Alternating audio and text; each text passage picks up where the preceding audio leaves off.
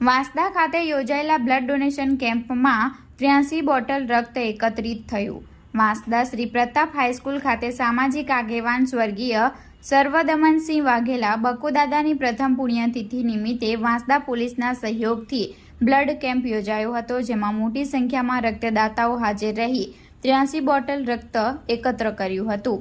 વાંસદાની Shri Pratap high school ખાતે સામાજિક આગેવાન સ્વર્ગીય સર્વદમનસિંહ વાઘેલાની પ્રથમ પુણ્યતિથિ નિમિત્તે રક્તદાન કેમ્પ યોજાયો હતો, જેમાં વાંસદા પોલીસના સહયોગથી શુશ્રુષા બ્લડ બેંક નવસારી દ્વારા કેમ્પનું આયોજન કરાયું હતું। આ કેમ્પમાં જેસીઆઈ વાંસદા, દંડકવન આશ્રમ, શ્રી સ્વામિનારાયણ મંદિર વાંસદા, તિલક ગ્રુપ વાંસદા, ક્રિકેટ ક્લબ તથા યુવા રાજપૂત સમાજના સહયોગથી આ કેમ્પ ભૂપેન્દ્રભાઈ પટેલ 75મી વારના રક્તદાન કરનારના હસ્તે ઉદ્ઘાટન કરવામાં આવ્યું હતું।